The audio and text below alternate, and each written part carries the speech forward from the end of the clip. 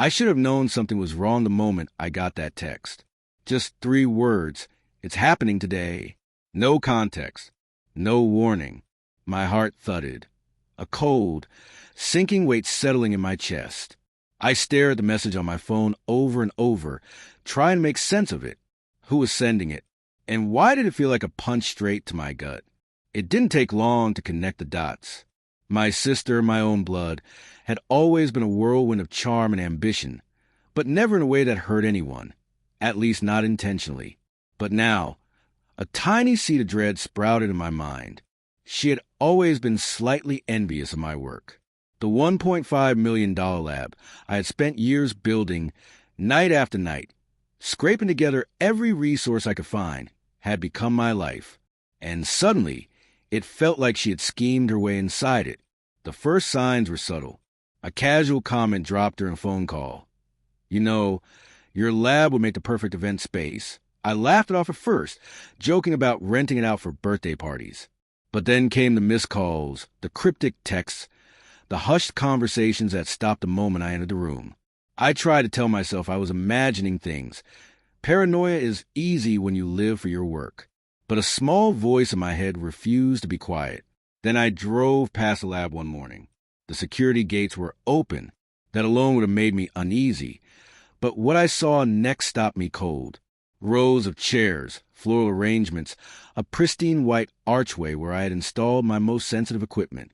And there she was, smiling, radiant, wearing a dress I would later learn was for her wedding.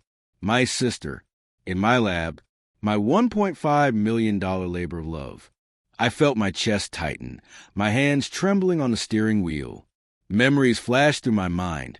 The nights I had spent soldering circuits, calibrating instruments, double-checking safety systems. Every late-night coffee, every argument with my landlord about storage space, every tiny victory over impossible deadlines. It had all been for that lab. And now, she had turned it into some fantasy wedding venue. Without even asking me, I didn't know whether to rage or cry.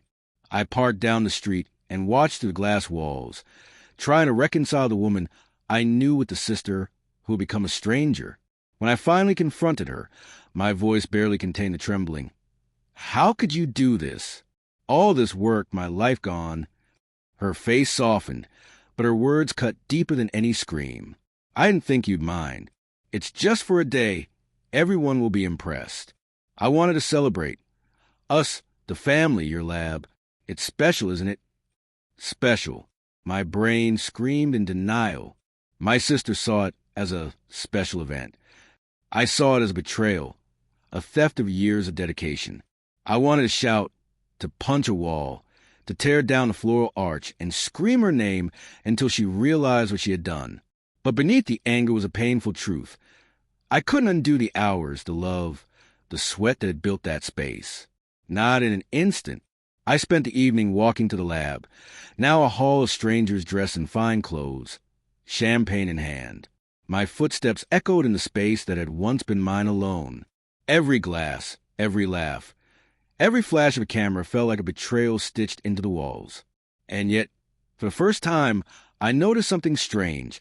A few people whispering about how incredible the lab looked, how innovative the setup was. I realized something even as my heart broke. It was impossible to erase my work. Even Hijacked, my effort and vision still shone. That night, I sat in the empty office, my sister asleep in her new life elsewhere. I finally let myself breathe. I couldn't change her choices, but I could choose how to move forward. I resolved not to let anger steal my future.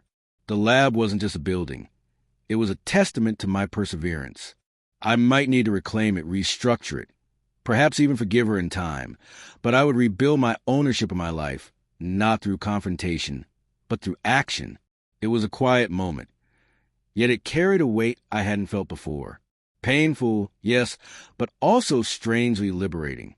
I had been betrayed by someone I loved, and yet I discovered the resilience buried deep within me. My sister might have taken the space, but she could never take the dedication, the passion, the blood and sweat that made the lab more than bricks and metal. It made it mine. And for the first time since that shocking text, I felt a flicker of hope. One day, I would walk through that lab again on my terms, Stronger than before, knowing that betrayal might leave scars. But it would never define me.